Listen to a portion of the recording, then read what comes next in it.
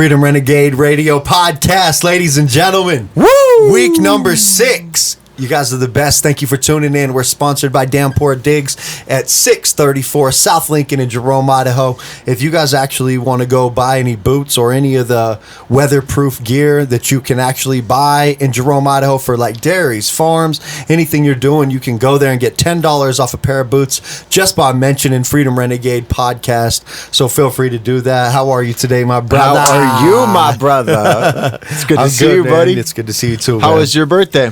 Oh, shit. My birthday. Just turned 21. Just turned 35, and yeah, it was good, man. Me and Carly got to hang out. We went to lunch with you, had a great day. I went home, played some video games with my homies, and got some dubs on Fortnite, actually. Yeah? Yeah, it was pretty fun. What, were you flying or doing the flying around? Fucking, don't they have like cars you can fly or something? They changed the whole Fortnite map to like Mad Max shit, so it's OP basically. If you get in like one of the cars that's like completely armored, you can hit little boxes, and every time you hit a box, you get to be upgraded into something new with turrets and bombs. And like if you get one with the grenade launchers, I sit on the grenade launcher on top. Tony drives the car. Cody hops out and pops them. Like, bro, it's almost like we're taking second or third at the least, just by getting the grenade launcher, bro. It's impossible. I'll get 12 kills a game just shooting grenade launchers. Pew, pew. Is there a way to tell how high you are in the ranks? What do you mean? Because like when you play Overwatch, you know if you're like diamond or, you know what I'm saying? You know how close you are to the best players in the world. Like, is there a way to look at that on Fortnite? A lot. My friends don't like to play ranked. When I play by myself, I play ranked. So right now, I'm up into the diamond class, which is like it's like silver, gold. I can't remember what the next one is, and then platinum, and I'm up into platinum 3, which is almost the next echelon. There's 2 more above me. And this is for Fortnite. Yeah, for Fortnite. Wow, You're you're actually pretty good. I get busy. Yeah. But my friends are better. They just don't want to play ranked. Cody's better. Tony's better. So how much higher is it to be at the top from where you're at? So there's 2 more classes you can go above. That's like it? That. Even when I played, yeah. But those 2 classes are like massive. When you play ranked, bro, it's differences in terms of like play skill. When you play ranked, it's a whole nother level, dude.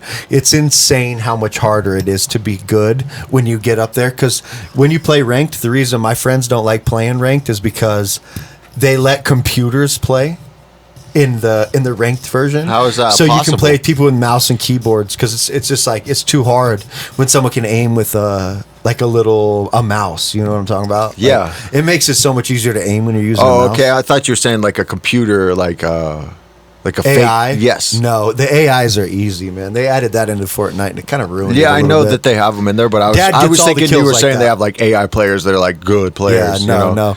But yeah, dude, it's a whole different game. I saw a video just the other day of a guy dropping. It was on TikTok. This guy was showing where you could drop in, and I was like, oh, that's Fortnite, and it was them driving around. But the guy was like, drop into this dome of like.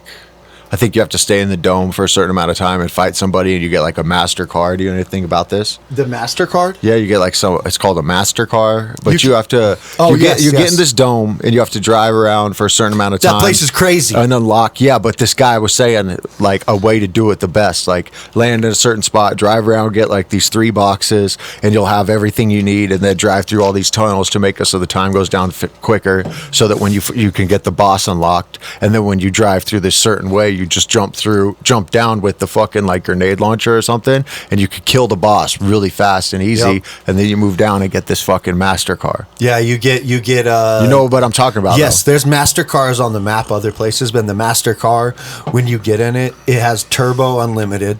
The gas is unlimited. So when you get if I get like a Jeep and I'm driving around with my friends, like you have to go pick up like all the armor. You don't get unlimited gas. You have to pull into a gas station when you're not fighting, fill it back up with gas and fill it back up with armor, which is dope. But this other one has no limits. It's just you can go as fast as you want, as far as you want, and you can go with unlimited armor. It's so hard to kill that thing. I was gonna say, how do you kill it if it has unlimited armor? So the armor, I guess I shouldn't say is unlimited. It's just a matter of like hitting it enough times before it can go get more armor. But it itself is like it's OP. It's just like overpowered. You know, that's what OP means. I know OP is. Yeah, so it's just like the game itself is designed, if you can get one of these nitro cars, to just like crush people, dude. Okay. Yeah, it's fun though, dude. We're having so much fun. I gotta play some. I haven't played video games at all since I've been know home. it makes me sad you don't hop on and play with I this. need to man. hook it up here. I tried to get Dad to play with this yesterday. You I'm know like, what? yo, When I get to my new house, I'll probably hook it up. yeah, I tried to get Dad to play with this yesterday. I'm like, yo, you want to hop on and play? And he's like, oh, sorry, I can't. I'm like, pussy. Why couldn't he play, Mom? I have no idea. Probably Mom's was sitting probably there. like- We're supposed to watch a movie. yeah, dude. Turn that shit off. Yeah, yeah, Damn it, Brad. yeah. What's been going on with you this week? Just work, dude. Just saying, same stuff. Just working and fucking coming here and doing rap, getting our new shows, just progressing. We got a new show progressing coming, guys. life forward, dude. We got a new show. Locked in two. We just locked in. both of So them. the show in the Ibogaine show is already locked in Cancun. We told you about that July 16th to the 26th. That one's locked in, but. Not only I should say thank you to Tom from Beyond. This guy's amazing. I've been talking to him. He watched our first podcast actually. Oh, did he? Liked it. Okay. Yeah. Tom's Yeah. a great guy. He Tom seems is a like goddamn a really, incredible human really, being. really fantastic person, just in general. And what I've seen from him online too, I could tell that he was a good guy. Yeah. He cares about what he's doing. Yeah. You know what but I mean? then we just locked in our second show, getting. Well, I guess I probably shouldn't talk about what they're paying us, but we're getting the most we've ever made, and they're going to bring us down. What is it? What's the date? September 14th at Apple Jacks. September 14th at Apple Jacks. We're going to play down in Mountain View, California. They're going to bring us down, have us play a show. Not only just pay us the money we asked for, but they're going to pay us more depending on the ticket sales. So we just locked in one of our biggest shows, man. Congratulations on that, bro. I'm proud of you. Congratulations. Yeah, that stuff. I think that's sensitive content for the podcast a little bit. I guess I just feel like just digging into the financial aspect of what's happening with us. I want people to know, though, too, like that listen to us, like the opportunity for you to be able to make music and make a living out of it. It's happening for us, and you can do it too. It's just a matter of like continually pushing. I would suggest putting out reels all the time. That's how people found us. Is like we put out a bunch of reels. A few of them, we almost got one to 5 million today. And that's kind of what built this whole thing for us. So keep putting out reels, original music, or rapping over other people's beats. Like, do what you got to do because it's there. You guys can get the money for this. Yeah, I mean, I can see the care you have in your heart for it because of what you put into it to get this far. Because we carved it out ourselves. We didn't have management or anything like that. So I could see why you're like, it's important to you too. Yeah. I guess privacy. In that regard is not important to me, but I don't want it to come off a certain way either. You know what I mean? Yeah, I do. So, speaking about money, let me ask you this. I'm going to give you 7 guesses. Tell me what you think the top 5 most expensive places in the United States to live are. Shit. The most expensive cities? Yeah. New York, San Francisco. Wait. New York. That's number 4. New York City. Top 5. That's number 4. San Francisco. We're called that Cali. Cali's number 2. So you got 2 and you got 4. All of California? Yeah, California. Let's just call California the state. Let's do states. So California you got and New York you got. New York's 4. I honestly thought New York would be above California, but I looked this up. Florida? Nope. Okay. I wouldn't have got these, honestly. If I'm telling the truth, I wouldn't have got these. Florida and New York are pretty. Where would you like to live in the United States? Would be the nicest. Who's the most beautiful? I don't know. Number 1 is the most beautiful place in Hawaii. That's number 1. Number 1, Hawaii. You got number 2, Cali. You got number 4, New York. There's 2 other ones, and I don't think you'll get the 5th one. I don't even think you'll get the 3rd one. Let me tell you. What's a bougie state? What's there like a fucking place people really like to go to? I'm not sure of what. Massachusetts. Dude, I cannot believe you got that. Did you look at my paper? No. You little fucking liar. I didn't, dude. You little fucking liar. Is it on your paper? Let me get through the other one. Massachusetts is number 3. There's no way you get 5. You got one more guess. Vermont. New Jersey. You went far, dude. I thought Connecticut. Vermont? What the fuck am I thinking? No, dude. You got 4 or 5 right there. I'm impressed. I winged it, dude. Yeah, good job, dude. Someone Holy throw me shit. on fucking Jeopardy. On the fucking idea of money, bro. We slow played that. Go ahead. So I think Gavin Newsom is the mayor, I think. But so recently they just passed a bill that makes $20 the minimum price that you can get paid to live in this place now, right?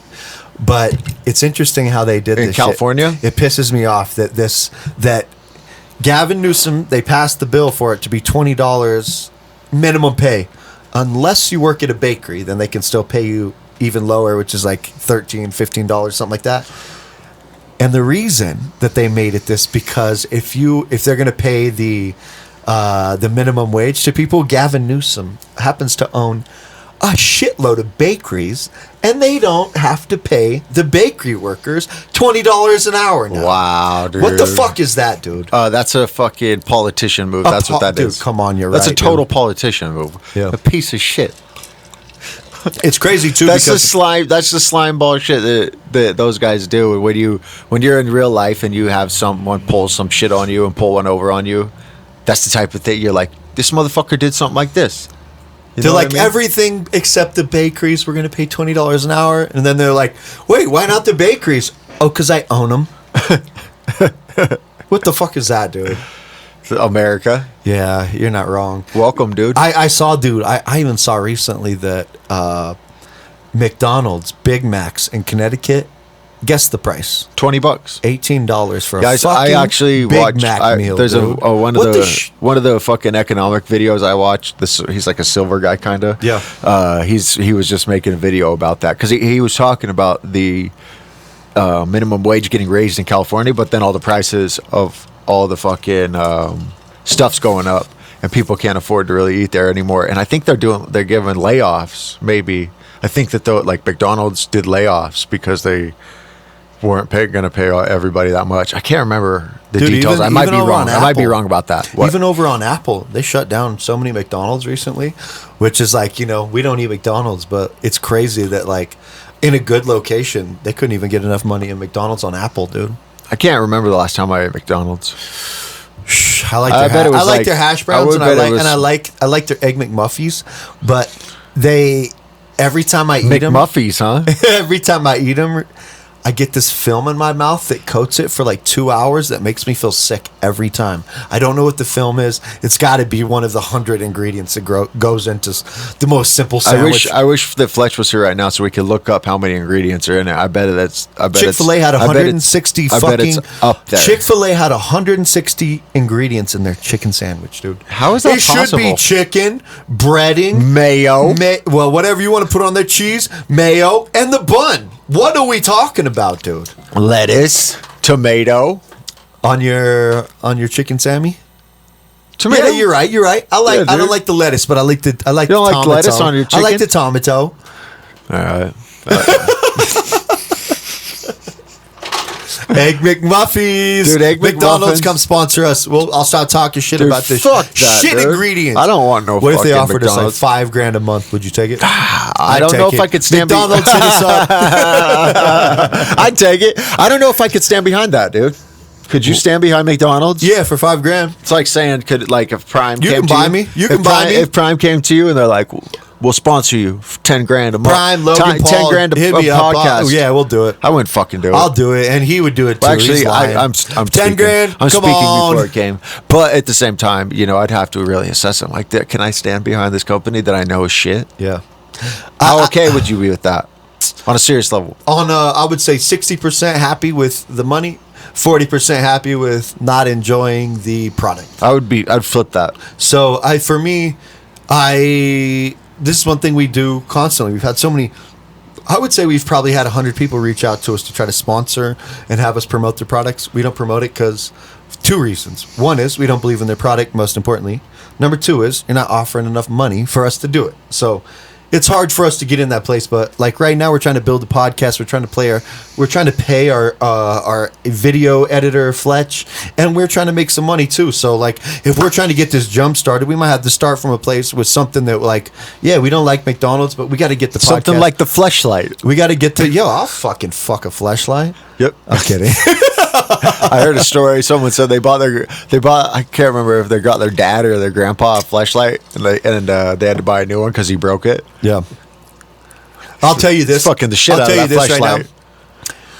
The fleshlight, that was Joe Rogan's actually. Now That's that I think about it, that's why Joe I say Rogan's that. first- That's why I say that, because it was like really prominent in early podcasting. Everyone was like promoting the fleshlight. I see Maybe it Blue was Chew, because too. maybe it was because it was like an edgy product that was like, we'll get promotion through podcasting, which is a new thing that seems to be catching traction. It was like the first thing. So maybe for us, we need a fleshlight. You know what? We need our fleshlight. I think fleshlight out of all the things isn't that bad of a thing because people are sexually Because some people ain't getting pussy.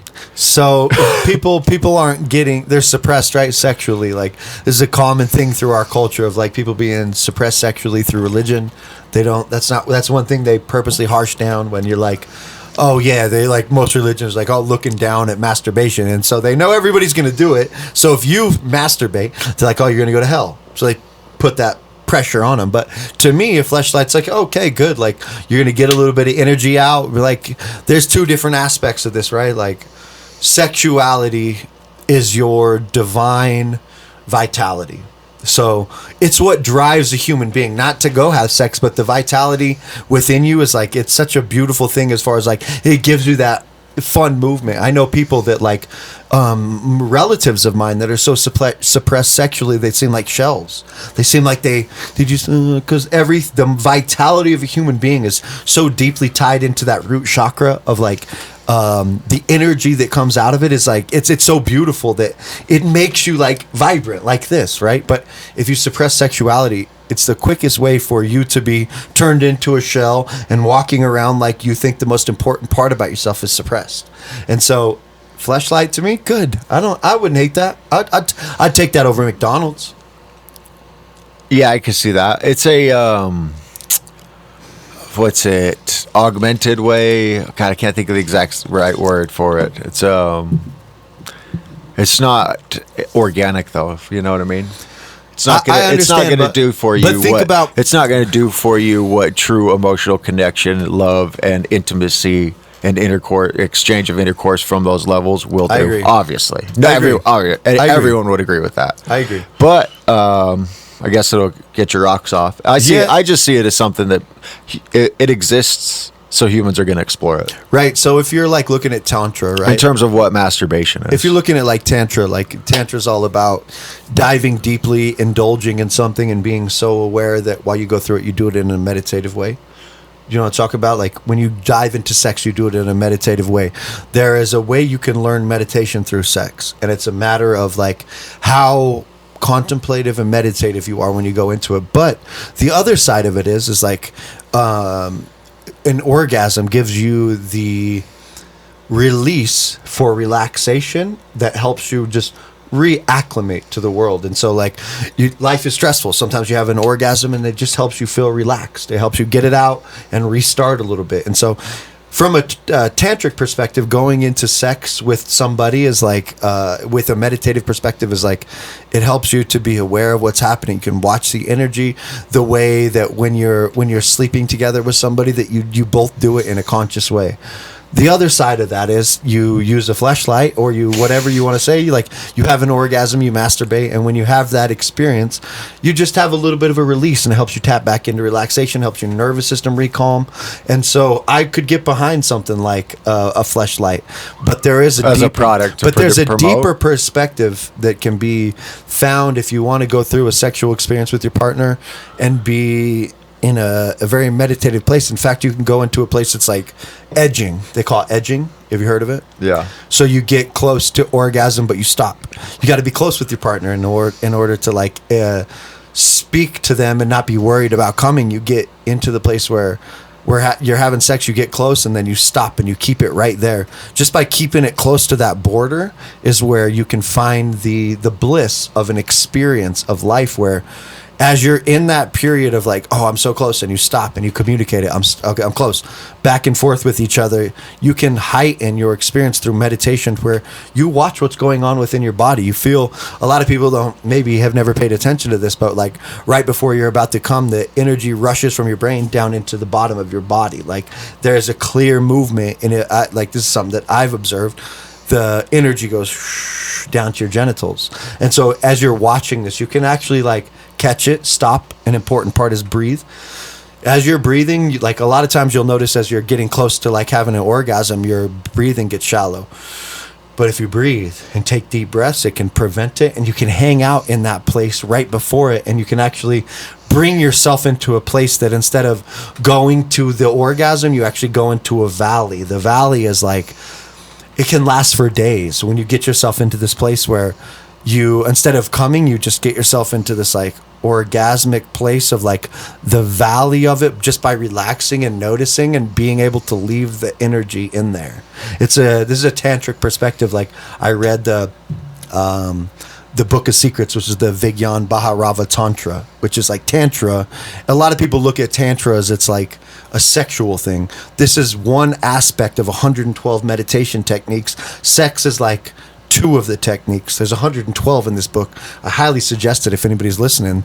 Go check out the Book of Secrets by Osho. There's 112 meditation techniques, and some of them are as simple as like meditating and not moving, almost like you're dead, and convincing your body you're dead, and it releases itself into its own like airiness. There's other meditation techniques in there that are like, imagine yourself just floating above your body, where you're just like, you're basically weightless, and that weightlessness will tap you into these meditation techniques. Like I really suggest it if anybody's interested in a spiritual practice. Like I think most religions are nonsense, but I really think that the meditation techniques, because they have methods, they have practices that you can actually work on in your life that will allow you to tap into a place that's really all meditation's trying to do is relax and tap you into your being, right? The place within yourself that is always eternal perfection, not out here in the world. It's just basically sinking into yourself. Another good one was like, if you just stare at a wall, if you can find a point out in the outside of your world while you're looking out, you focus on one point and don't move. You'll notice the only time your eyes move is when a thought happens. And so every time you have a thought, your eyes go like this. You can always see it in people when I'm talking to them. Anytime they think a thought, your eyes move a little bit. And so if you focus on one spot, something happens where your attention will be pulled into yourself. If you don't move your eyes are a doorway into your being. And so if you just stay focused and watch, eventually everything becomes a little cloudy and it leads you right into the center of your being. It's a very beautiful meditation technique. And you can even try it right now. Like if you're looking out at a point and you don't move your eyes, you'll see a thought and your eyes will move. But as it fades away, like I'm reading my book while I do this meditation, right? And so if I just focus on the words, they kind of turn into like gibberish or like Aramaic. They turn into like letters that I can't even read anymore. And slowly your eyes will recess if you stay focused back into yourself. These are just like things. These are things in the Book of Secrets that are like revolutionary meditation techniques for the individual to find himself. I went above you, huh? You didn't go above me. You just went. You went. You know, there's interesting, not interesting story, but like insight to what you were saying about the sex shit. I've heard that once you get to the climax, that you and your partner, you could focus on like manifesting in that point because you're releasing so much energy. Right. So and when you climax, if you was focused on the same intention together, it makes it more powerful. Right. And here's one thing that like a lot of people overlook in terms of like a relationship with somebody. Like sex is always the beginning, right? You got to be attracted to the person. You're going to start having sex, but there comes a point where you should indulge as much as you can in sex, to the point where as you get older, where you're hitting the 40s and 50s of your relationship, where sex drops off and you find friendship within it. And that the friendship is just basically understanding that within the other person that you're with, you see them as you. And so you develop this deep friendship. Sex in itself is not love, but it can lead to love. It's the way that love flourishes. If you can dive into sex so much that at a certain point, sex is just an old thing. It drops off. By indulging in it, it drops off on its own. And when it drops off on its own, then you dive into what real relationship is about friendship. Hopefully you're diving into that friendship while you're exploring each other and getting to know each other. And if you're on a heavy sexual basis, hopefully during that process, you're getting to know this and creating that foundation of that friendship so that when you move on to those later years, it's there. It's not like you have to create it. It's just a part of your relationship because you guys love each other, care each other, and have shared so much that it has weaved this into your existence. Yeah, and you find that place just by going through and enjoying the sex. A lot of people, when the sex dies, the relationship dies, but that's because they not only don't see the other person as themselves, they were only interested in feeling validated through the sex. The sex makes them feel like somebody loves me.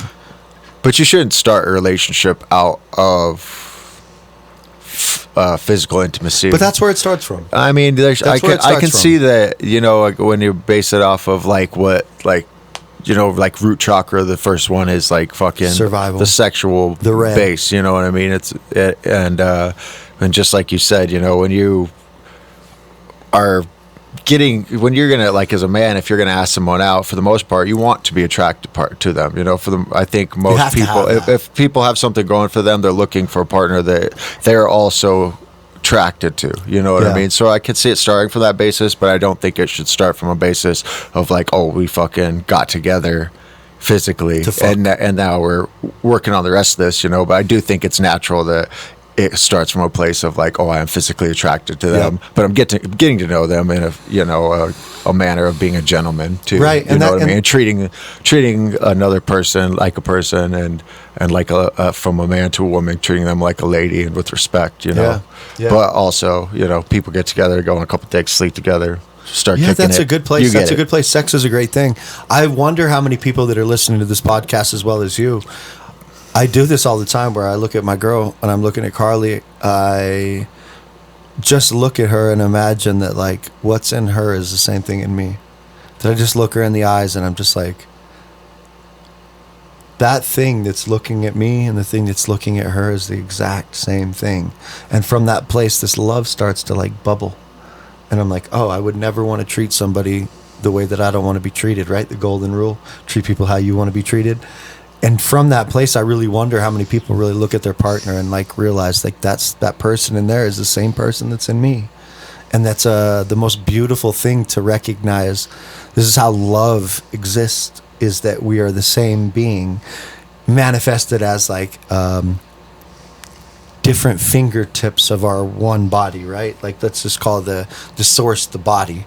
And as it manifests itself, it has all these phalanges, all these little fingers, tips of ourselves. And to look at somebody and just look in their eyes and be like, damn, that's the same person that I am. How much are you treating that person like they are you? That's love. That's really where love gets its like it's where it gets its taste, its fragrance, its color, its beauty, is recognizing that, like, and the same with even our relationship. Sometimes I look at you and I'm like, damn, this is my brother, but he's also really like, that's me in another body that's actually deserves the same respect I want for me. You know what I mean? And that helps you connect to somebody. Really, what is love? It's connection. Right? It's the sameness of each other. And so that, like, I wonder for the people that are listening how much they really, I challenge you to practice the same thing and recognize that within somebody, and don't think of yourself as better than them, but actually more like we're working together on the same mission to be in love, in beauty. And if it doesn't feel that way to you, you should leave the relationship, Yeah, I mean, you want to have I think also part of that is that you want to have a partner that is working on themselves and recognizes love in themselves too. When you're seeking out a partner, that's a good point. Like, because a lot that can like reach into infinity in terms of like you see yourself in another, but sometimes like you can be thrown through so much. Everybody's going through different struggles at different times and handling them in different ways, and it's always ideal for people. I think this is a big thing on social media right now, with just like how social media has affected our generation and the generations lower than us, of like the dating scope, because everyone has this ideology of like, fucking get a 10 of 10, get the best person that you can get, but also too, you want that person wants someone that's working on themselves, clearly wants a person that is matching that. So you want to, if you're recognizing yourself in a situation with a person, it's good to be like, to also have the awareness to say, oh, I need to work on myself to raise myself to the best I can be, and also create that with my partner, I agree. Sift that, like, weave that relationship into the world with somebody who's equal in that regard, and create a really good relationship. Yeah. And there's nothing wrong with anything in between or lower than that, or whatever's happening with a specific relationship, because that's just the ideal spectrum, you know what I mean? But ideally too, people want to work on themselves every day and fulfill whatever potential they hold in life, you know what I mean?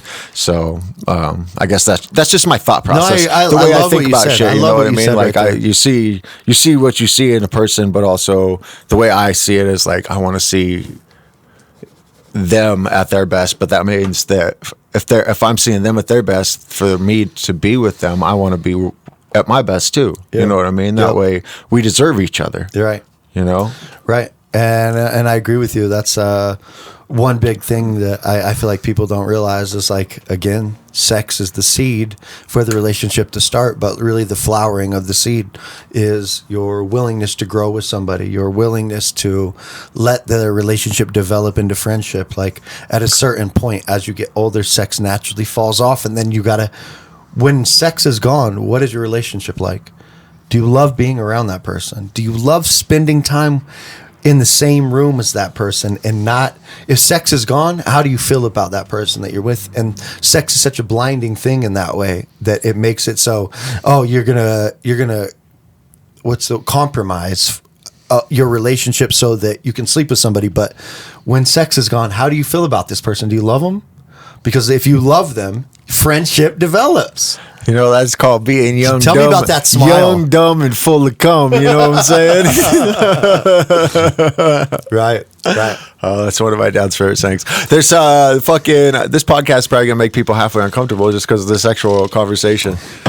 This is what I'm talking about, though. Oh, shit. This is what I'm talking about. Religion has made... But also, too, hold on. This is what religion has made sexuality taboo, to where the most vital force inside a human being is completely created as a taboo, meaning it makes it seem like the thing that is most natural within a human being has been suppressed. That's how they get you to think that you're going to hell if you're in a state of being sexual, that they think, oh, you've done something wrong. It's a very intelligent tactic to make you feel like sexuality and you having like, it's said through time, like in Buddhism, that sexuality was the way Buddha found meditation, through having an orgasm. And like, we're in a regular life right now, right?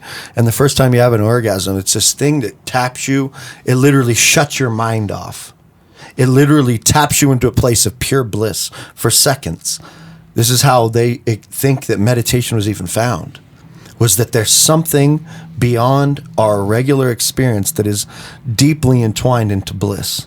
This is how they think Buddha even found. Like, I've heard Osho and a few people talk about that's how meditation was even found, because there was something beyond the mundane experience that is deeply tied into you, that when you have an orgasm, you feel this. Your mind is gone. What happens when your mind is gone? Your being shines. When your mind's not clouding your view of life and you can actually feel this bliss, people started being like, what is this? And being silent enough that tapped them into it without the orgasm. So really, meditation is just a method of finding the orgasm without sex. It's actually really entwining the masculine and the feminine within yourself, because God isn't a man or a woman. It's your nature is actually those two things mixed. And so when those two things mix into each other in silence, you find meditation. You find your natural bliss. And so this is how they actually think meditation was found. Yeah, it's fucking pretty trippy. That's goddamn revolutionary, really. I mean, yeah. Did I explain it well to you? Yeah, you did. You did. It's kind of it's pretty intriguing concept. Yeah. Who knows? So you can. What's the truth? You're literally making love to yourself. This is what bliss is. You're making love to yourself in a way that those two things intertwine and you sink into the deepest being of yourself. And from that place, it shines forth. And so this is why suppressing sexuality, if you look at it, let's pretend it's a conspiracy theory, stop them from that experience by suppressing the thing that leads them there. And this is where religion comes in. It's like there's a big difference between religion and religiousness. Religion actually means, if you look up the etymology of the word, it means union. So to be in total harmony with everything that exists.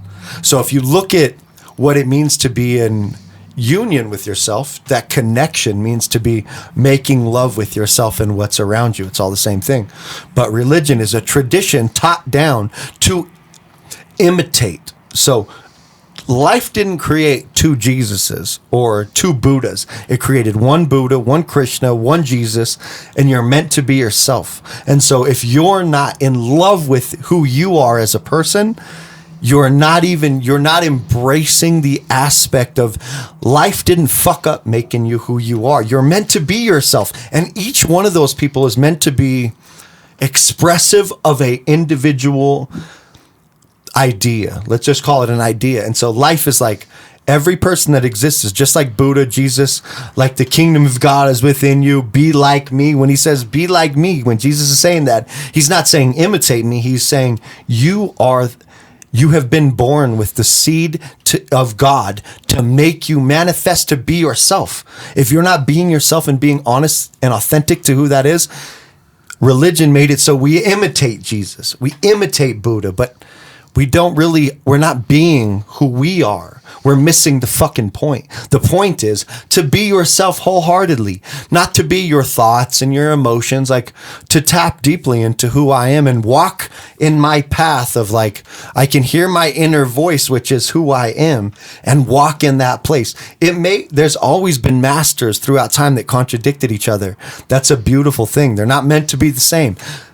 If you were Buddha and I was Jesus, I will connect with the people that are heart-centered. You will connect with the people that are mind-centered. And so that leads them, because everybody's different. That's why the whole book of 112 method exists, because there's 112 different personality types in the world. So each one, by being yourself, you will connect with the right people and lead them. It's just like the mountain, right? Like God is the top of the mountain, but all the different paths lead to the top. It's a matter of you being yourself and catching the people that are important for you. I catch the people that are important for me, and we lead to the top by the different personality types connecting with us, right?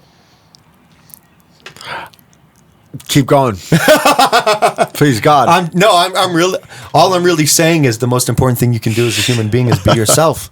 God didn't fuck up. Let's take out God. See through religion. Let me take out. Nate hates religion. No, I love religiousness. I don't like religion. Religiousness is the quality of being in union with yourself, with the whole world. And so this is my whole point, if I'm going to extrapolate it into something, is being yourself is what you're meant to be. And the more you're being yourself, the more it gathers energy and people around you that are supposed to be there. Some people don't resonate with Jesus. Some people don't resonate with Buddha. Some people don't resonate with Krishna. But people will resonate with what you're doing if it's authentic, and that will lead its way to the top of the mountain, and you will go together, and silenceness taps you into that. And so being able to know who you are and walk forward in that path allows you the ability to, by being yourself, it gathers the people around you and it goes to the mountaintop. And your perspective, and me and you are like this, like I'm a very mind-oriented person. You're a very heart-centered oriented person. The people that would go with you would think I'm crazy. The people that would go with me would think you're crazy, because they're different. It's said through time that like every enlightened master that ever found enlightenment dipped into the same place of silenceness. Perfection, right? They sunk into it. Jesus reports as finding that place as basically, what's a good way to say this? Jesus reports it as pure bliss. When he found silence, because the way he was oriented as a human being, it was experienced as pure bliss. Buddha has a whole different explanation of what the silence was when he found the center of his being. He said it was no pain.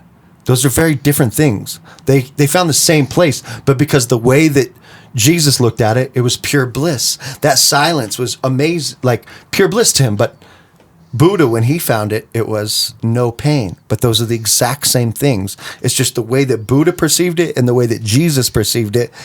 They were looking at silence in a totally different perspective, diametrically opposite. The silence is the same, but the way they saw it was like this. And so you would experience silence in my mind as like pure bliss. I would experience it as no pain.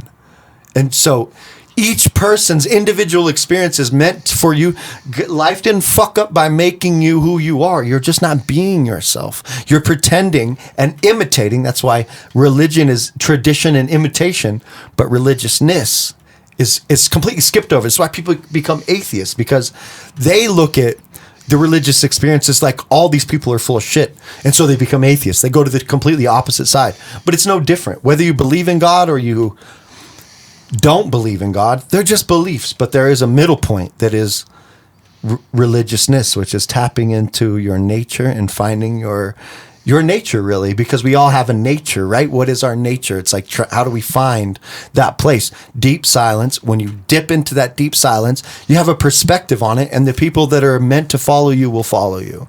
I'm not saying people should look for followers. What I'm saying is that naturally brings a cast and a wave of you knowing who it is. That's why all these enlightened masters have made it through time where people followed them, is because they found something and they spoke to people, and some resonated and some didn't, but it was authentic and it's real. It's not fake. And so by them walking through life in that way, it gathered the people that resonated with what they were saying. Okay. Am I going too deep on you, my boy? No, dude, I'm just going fucking everywhere, dude. It's like, and he ended it like I asked a question. I didn't ask questions. You said go ahead, so I went on. I did go ahead. I'm totally fine listening, you know what I mean? Yeah. I'm fucking letting you go. Do your thing. Yeah. Put it out there. It's interesting, you know what I mean? You're that way. You're definitely do that. So are you, but in a simplistic way. Your simplicity is literally like the nature of God. Like, simplicity is the most beautiful aspect. Like, your simplicity is like, do you remember when you had a meditation at my house when you and Allie broke up? No. You had a meditation that had basically these toroidal fields, or these like Merkaba type geometric shapes, and you told me about it when you got done. You're like, mine was very simple, and yours was very simple. Mine was this complex. Oh, I know what you're talking about. Can you it was when explain that? I just meditated. Yeah, if I vaguely remember it, but I remember when it. I fucking had seen it when I was meditating, was just like, I felt the realization of like it's hard to explain. It might take me a second to remember. I remember all the of colors. It. You even mentioned colors. I don't remember the colors. I just remember that I had like a circle. There was like a balloon circle around me, or my energy, that would like create love everywhere I was at. It, no matter what the circumstance, I was able to share the effect of love. And and then at the same time, it gave me like the perspective of your effect on the world, or aura. And I say this like on the podcast because like to give people like understanding. Like, me and Nate are very, like, he's a Gemini, I'm a Sagittarius. We're very much polar opposites of each other and complementary, but also contrast of each other, you know what I mean? So like, mine was that way in this meditation that I'd seen or felt, and then his was like a geometric cube ish thing, square, multiple squares within squares that could like take you anywhere. It could teleport you anywhere, as far as like time, space, situations, whatever. So he could go and do what he wanted to. And when we combine them together, and this is the way, like, it just also is like a description towards the situation, the way I see our relationship and our dynamic and impact on the world is we're like double dragon from back in the day. You know, we have two, like, I'm the body, he's the soul, or vice versa, whatever, however you want to look at it. He's the mind, I'm the heart, you know. And so when I what I was getting out of this meditation was that together we can go where we want and affect it positively and how we want. And this is, for me, you look for meaning in life, and I very much am a philosophical person, and live my life in a way of finding my purpose and living my passion and easing the suffering of the world around me, in that purpose to live a full life, however that may be. So when implementing this meditation and these ideas into that is like me saying to myself and saying like, okay, this is how we can affect the world in a positive way, maybe through our music or our podcast or the work we do in the world. You know what I mean? So that was what I was getting out of it, is that we can go through him, we can do this dynamic, and through me, we can also do this dynamics of go where we want and affect it in this loving, positive way to create a positive effect. To create a positive effect in the world that we live in, you know what I mean, and essentially leave it better than we came into it as, and also motivate people, give them some type of conviction to lead lives that they truly want to live. So this is the way my fucking head thinks, my mind thinks. So that was my meditation, and I really understood it in a way that maybe we look at it differently in this way, but like the complexity, because the way you explained it to me was like the complexity of what I had wasn't love. It was the complexity to be able to like connect with basically all aspects of life except for one part that you were like, you said this yellow basically Merkaba was spinning around you, and that you had pure love. And that for me, I had this complex ability to connect with all these different people. And this, my aura was this complex what's the word? Geometric. It was a very complex thing that I could like connect with a lot of people in this way, but yours was love, and that we both had these two different things that could like bring people together. And that was like, and I feel that way in life, honestly, like whether you believe in God or you don't, whether you're atheist or you believe in God or you're an agnostic, like I can connect with you because I understand the difference between all those things, and I know how they connect in the center. But the one thing that for me is a little bit different is like you connect with people in love. Love is a very simple thing. That's what I'm saying. Like the most intelligent thing is like real love. Love connects with the people that are just like you. And that is a very rare thing to be a heart-centered person. Throughout time in my life, I've developed a relationship with love and understanding a little bit more of what it is. But that's just who you are. And so not only together we can connect people in that way, but I can connect with a wide variety of people that are being philosophical, but you connect with them in a very heart-centered way. And that, like, when you explained it to me, I was like, oh, that's not wrong at all. That's not wrong at all, It really isn't. And, like, yeah, I think we're on the same page in that way. Yeah, I get you. Your shape was cool. It was like a bunch of squares. One big square, littler square, littler square, littler square, and they could all rotate around, those things that people stand in and you can rotate them in a circle. It's like that. That's what I kind of imagine. All the way down, and all these cubes could be like rotating around however they want it, almost as like a, what would it be called? Tetrahedron? No, like, what I'm trying to say is like a reflection of how your ability is to like do all these things. Yeah. And then mine was just like this bubble, this blown out bubble, very smooth, simple, just this easy, smooth thing. You know what I mean? So I don't know. Yeah. Whatever. It was just it was a meditation, dude. I don't know. I saw it. Let's take a break. Okay. And we'll get right back to it. Freedom Renegade Radio back again. Clapping. Yep. Let's go, baby. Clapping. Yep. Let's go. That's the clap dance. What's the clap dance? All right, we're going to transition out of that. I got a real question for you. What? I saw a little reel going on Instagram today. And you are the one person I'd like to hear the way you feel about this. So, you get an option, right? Let's say I got a coin in my hand. I'm going to flip it in the air. Heads, you get 100 million. Tails, nothing. Don't flip, 1 million. No flip, you just get a milli. Tell me what you'd do. Flip Would you flip it for you get 100 million or nothing? So if I flip it, it goes on. Give me a coin, dude. You know what? You know what? Drop it, dude. Here, use this. Use this. This will work. I got one right now. All right. I got one right now. No, my question is this: if this is a real thing, and really try to like embody yourself in this question.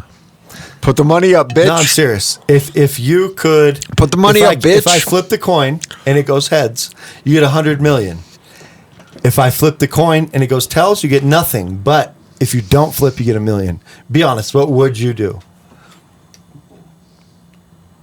Be honest though. If it was right now, depends on my mood, dude. But I'm talking about right now. It depends on my mood right now. Don't imagine it's fake. I'm leaning towards the milli. A little bit. Cool mill, buy a house, shit. Buy a house, get a car. So you might miss $1 million. Put a little bit in some investments. You might miss $1 million. I might miss if I don't flip it, you get $1 million. I might miss 99 million. Let's both do it. But for just I choose flip it for $1 million. I choose no flip. Really? Yeah. Really? No flip. You take the milli? Dude, you could settle down like that. Flip it then. I'll take the milli. All right, this one's for you. I'll take the 100. This one's for you. Flip it on the table. No, dude, I gotta land it. Flip it on the table. I'm gonna land it in my palm. Flip it on the table. All right. No, dude, I'm gonna land it in my palm. Flip it. On my palm. Flip it, kid. What is it? Tails. He got $1 million. Tails. He got $1 million. Fuck it. How about you? How about you though? No flip. No dude. flip. No flips. Dang. I tell you, hey, you know what? You would have been broke. Pigs get fat. Hogs get slaughtered.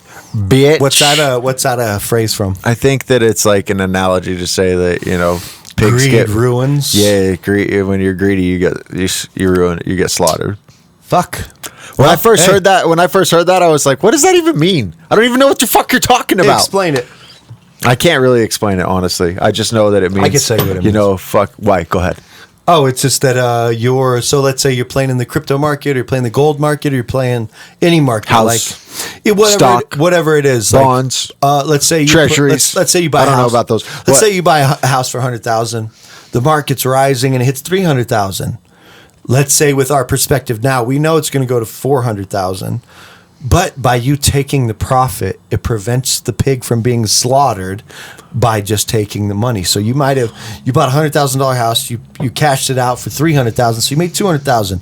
You don't know where it's going, but the hogs get slaughtered by the greed, right? And so you're like, it could go higher, but you didn't play. You're like, it's here now. I'm going to take the profit, and maybe you watch it in hindsight and like, damn, I went to 400,000, but you cashed it in, and a lot of people wouldn't have cashed it in, right? They're hoping, and then the market drops, and then they got to play the game. Should I take it now? Maybe it'll go back up, but really, it's just the hogs get slaughtered with the greed. Okay. What did you think it meant? I already knew that's what it is. Oh, okay. Yeah, but I don't know what it means. When I first heard it in like 2015, yep. I was like, I have no idea what you're talking about right now. Okay. Show me the money, bitch. Especially in that time frame. It was like actually 2017. But I remember being like, can you repeat the phrase? Show me the money, bitch. Yeah, that's what I said. What phrase? Oh, pigs get fat, hogs get slaughtered. I don't know what the pigs part means, but I don't know. I feel like maybe I'm saying it wrong. I don't know. I want to ask you this. This is something that's been on my mind. I refuse. Me and Trav went on a long discussion on this. I want to ask you this. So imagine. I want to ask you this. What is you said that 7 times? Go ahead. What did I say? You said I want to ask you this. It's because I'm trying to formulate it in my mind, right? But what would you say the hardest sport is to play? Boxing or wrestling? Okay, so let me use that place. I would say this.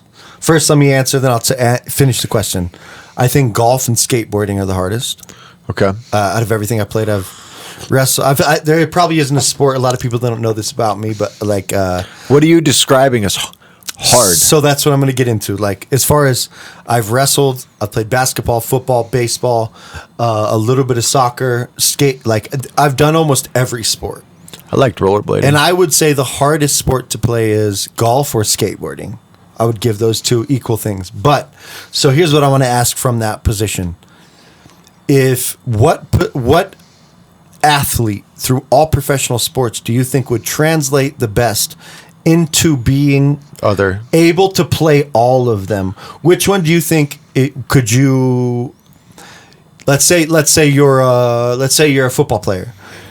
How many other sports do you think you could really get into? Which one do you think would be the best at having the best possibility to be pro in?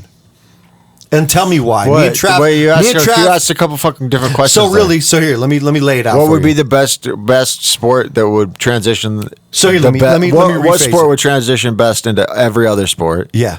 And then what was the other question? So imagine this. Right now we take all pro athletes in all sports. Which one of those would be able to have the highest % chance to play in other professional sports?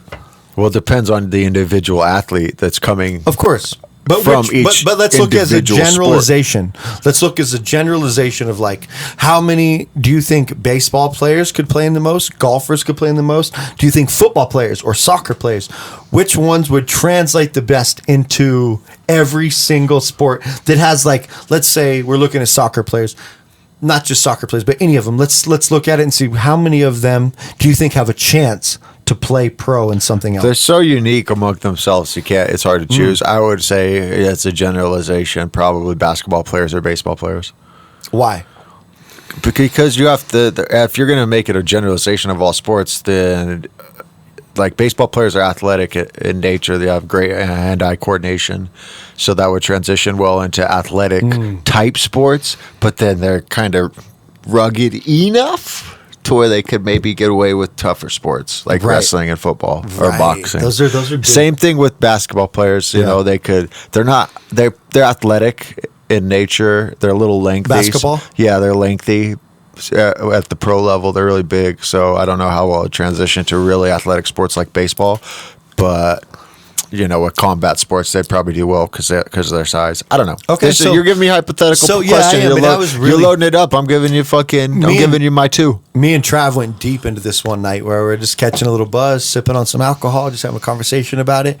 And I was really curious to see how you felt about it because I've heard, so one of the most athletic people that's probably ever existed in football is Deion Sanders. He played not only professional baseball, won a world championship, and won a Super Bowl in football. In the same year, right? Yeah, I think you're right, actually. But didn't he go from like the fucking one to the other with the same day? He did play both in the same year. In the same day. I think he played a baseball game and a football game. You're right. Deion Sanders is a G, dude. So before I say what Deion said about it, a lot of people have found that the hardest thing to do in sports is hit a 90-mile-an-hour curveball. Just being at the plate, 90-mile-an-hour curveball, ripping into that shit and hitting it, right? So a lot of people think that baseball, as far as that's concerned, that's a small percentage of baseball, but hitting the ball, 90-mile-an-hour curveball, is really hard. Deion said baseball was way harder than football was. As far as that, yeah, to be good at it was like, and you see somebody like Michael Jordan transitioning between basketball and going and playing baseball. They let him on the team just because he was Michael Jordan, but he didn't even play in the pros. He really played third. What do they call that? D League. He played like basically third string baseball. He was average for the lower players. So this is how I kind of feel about it too. Me and Trev got into this like way deep in it. For me, when you look at like, if you take any player from any sport and you can look at like when Steph Curry goes and plays golf, or a lot of hockey players that go and play golf, the one thing about golf that's so hard is like the technicality of it is not easy. You're just hitting a ball sitting there, but you got to put it in a cup this big. And so being able to, because like I said, like football, pretty fucking good at it. But I mean, I played quarterback, not all the positions, but basketball, really good at it. Wrestling, pretty damn good at it. Going into golf, for me, I started from a young age, but it's so hard to be able to get, like I've, in my whole life in tournaments, the best I've ever shot is 71, 1 under at a course in my whole life, the best I've ever done. Steph Curry went out and actually, he got a hole-in-one recently. I don't know if you saw this. I did. So he's decent. The basketball kind of translates well into the golf, but I feel like there's some soccer players that could probably translate into wide receiver in football. I don't think they could translate into basketball. If you look at, to me, the hardest sport ever, like I give golf the number 2. I think it's the hardest. And I don't think many people could translate into that because they're different skills. You started with that, right? Like the ability to be able to be a linebacker is not the same as being a good golfer. But if you really break it down, skateboarding to me is by far the hardest profession to be a part of. Skateboarding and motocross too, because they take some nuts like football has. But to be able to get on I skateboarded for a long time. I skated for like 5 years. The best I could ever do was land a 360 flip, a kick flip, and a heel flip, and going up and down the vert ramp was on a big one I could never do. On a mini one I could do it. But I have a pretty good skill set for doing that, but I don't think it's hard because how are we going to judge which sport's ability you can actually do, right? Like I don't know. Like you think about this. How many people do you know that play all these professional sports that could go into skateboarding, drop in on a ramp and be good at that? Yeah, so I still stick with baseball. They have You think so, huh? Yeah, dude, they're athletes. They have good all around athletic ability that would transition the best into But other how things. many baseball players could translate into basketball and play well? How many football? In general, the people I grew up with, a lot of them that were good at basketball were even actually better at baseball. That's an interesting point because you know people that played both. Yeah, and I mean, that's just one example, but I feel like in general, baseball players are pretty athletic people. They have a very wide skill set of athletic abilities. You know, they have to run, they have to fucking use hand-eye coordination. they have like fairly well built up athletic ability through their body and coordination, explosive speed. That's the most roundabout one that I can think of off the top of my head. So my question is this, because what we're talking about when we're talking about football, when we're talking about baseball, when we're talking about basketball, when we're talking about even a little bit of wrestling, right? All of these sports have to do with hand-eye coordination. Soccer is one that is all feet. Like, have you ever noticed how bad we are with our feet?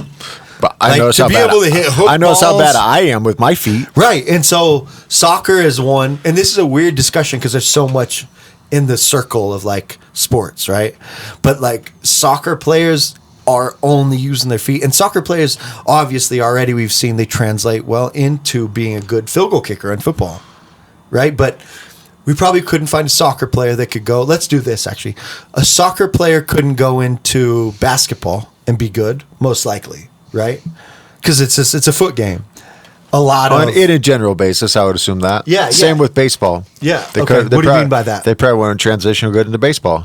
Yeah. Swinging a bat. Throwing a ball. Yeah. But they're quick. Soccer players are quick. They are quick. They could move through the outfield. I bet they got good hand-eye. They could run bases. I bet they could run faster than a lot of people. They could run fucking bases and fucking do outfield pretty well. But, you know, just like I said, like I feel like baseball is a good center point for all athletics as far as like it has a balance of a little physicality and athleticism. Yeah.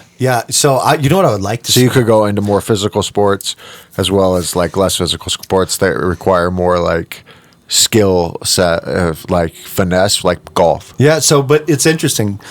Baseball players don't want to play golf because it fucks up their swing. Baseball players don't translate well into golf. They don't because it's a fucking different swing. It's a totally different swing, and they fuck with each other's swing. The ball's not moving. Swing, they're like one swing will fuck with the other swing though. Yeah, it will. Like to them, it will, and I think that it really actually might. Like wait.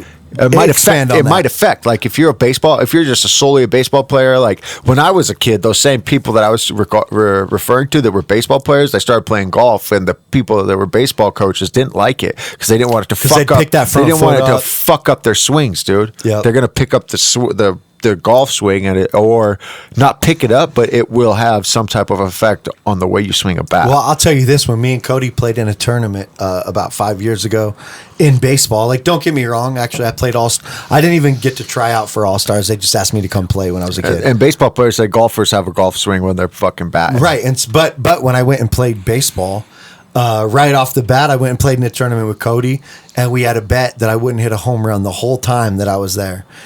Very first fucking pitch, boom, right out of the park. I tried the rest of the time. I probably had 20 other at-bats. I didn't hit a home run again. But the very first one, pop goes the weasel.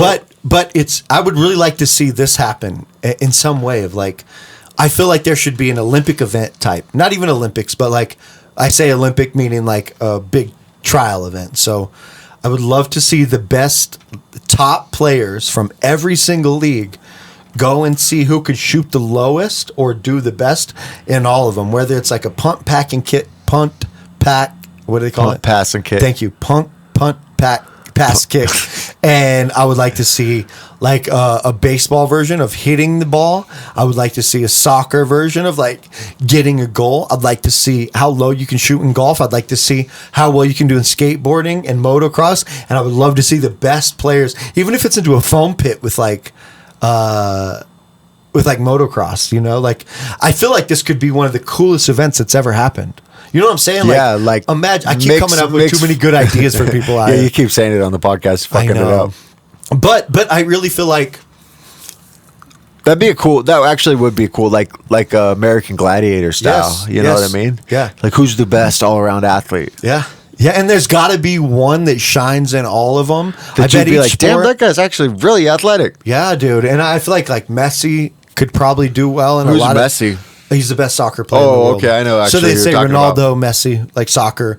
I feel like Steph Curry could really translate well into all this. People, they sports probably be like, you're not doing that because you're going to get hurt. If you get hurt doing this stupid shit. Football's a hard one to do that with, right? You wouldn't want to do that with football. You couldn't do it because the physical sports for people that aren't physical athletes, it'd be too much. That's right. And so then if they got injured, dude, the fucking leagues that they play in would be pissed. There's no way all these leagues would participate and allow their athletes to participate within this fucking thing. But I feel like here's the hard part is like, let's take someone from golf. How well would they train? If I was a golf guy, if I was like running golf and you fucking approach me this, I'd be like, no, hell no. Hell no. They can't do it. Yeah. No way I'm going to allow this in their contracts. And the problem is a little bit of it. Some of the golfers probably wrestled at some point, so it'd be hard to. I'm sure they mixed athletics. You could take how many? You probably couldn't take that many people. But you put a fucking golfer, like say if you're doing this mixed thing, and you're like, okay, golfer against because they'll run into their like legit sports. So if you got a fucking linebacker doing a linebacker drill against a golfer, he's gonna fucking kill him. Yeah. You know what I mean? Like, and that will eventually, if I was building this structure of fictitious gameplay, that's what I would do. I'd be like, okay, he gets a shot within his own regimen. Well, and a lot of people don't realize this about like football is like it's, what's a good word for it? Simulated war. Really, football is like a simulated war. So is wrestling and boxing. I know. And so those type of sports that are aggressive don't translate well into people like baseball players, soccer players. A lot of these people don't have the ability to be in a mentality of crush, right? And so golf is finesse, like skateboarding, finesse. And so I would love, dude, it would be amazing to me to be able to see how well some of these people could translate into like skateboarding, motocross. Like it would be crazy to just watch how good they like, because there's probably some people that were like, damn, I didn't realize. And I feel like if you got the top 10 best players from each one, had them run a circuit and see where it went. Who would you guess if you think baseball? You think baseball would translate into like let's lay the sports out, like skateboarding, wrestling, baseball, basketball, football, motocross, soccer. What are we looking at here? I feel like they would be the best for all those, yeah. But it's funny because like most you say of them, skateboarding, like you put a fucking golf club or a baseball bat into a skater's hands. Tony Hawk trying to play golf. Just imagine. It's not going to turn out well, dude, for the most part. For the people that are watching this right now, if you've made it far through the podcast, do me a favor and tell me what you guys think would be the most. Give me a ranking of the top 5 sports that you guys think would translate the best into all of them. I'd like to know what you guys think. Baseball, I liked your idea in that, but I feel like basketball probably has a good chance, and I don't know. I'm really curious, actually. It'd be fun to do your little fucking gladiators. Dude, it'd be the best. Sport gladiators. It'd be the coolest sport ever. Like Big Three does like old retired players playing in the. But where do you think wrestlers would sit on this fucking echelon? They'd crush it at football. Not wrestlers, like real wrestlers, but like WWF wrestlers. Let's throw MMA in there. Let's throw MMA count. in there. They count. So let's do MMA. Well, MMA might do actually really well because those guys could have participated in all those other they probably athletics. did. They could have been fucking skaters, golfers, basketball players, like wrestlers, football players. Like they're definitely probably wrestlers. Yeah. But yeah, they might do pretty well. They might do way better than you think because they're mixed anyways. And if we throw gymnastics into it, Gymnastics. we might get some people that can do all of them. Gymnastics is so good with their body coordination. I had my buddy Daniel when I was a kid was so strong. He used to do gymnastics. That little motherfucker was strong as shit. That's like Daniel, one thing. Oh, okay. Yeah, dude, he was strong as fuck. Sorry if maybe we should bleep that last name out. I don't know. Funk. But where you think we got? Where do you think we're at? I bet we're probably right there, man. Okay, cool. It was a great podcast. Good podcast. If you number guys, 6, Freedom Renegade Radio, motherfucker. Yeah. Downpour Dig sponsored this podcast. And if you're in Jerome, Idaho, you can actually get $10 off any pair of boots just by mentioning you saw the podcast, Freedom Renegade Radio. Go in there, 634 South Lincoln. You guys should definitely go check it out. It's one of the illest shops in all of Jerome. They sell farm gear, dairy gear, waterproof apparel. Like, they have everything. They have everything Umbrellas. in there. Yeah, umbrellas. Ponchos. If you guys are hunters, they have ponchos that go over the top of everything. Super cheap. Yeah, they are cheap. It's like $5. Anyway, Freedom Renegade Radio Podcast, MC Monkey D, Holistic Meditation, and Funk Master Fletch. Nothing but love. You guys have a great day.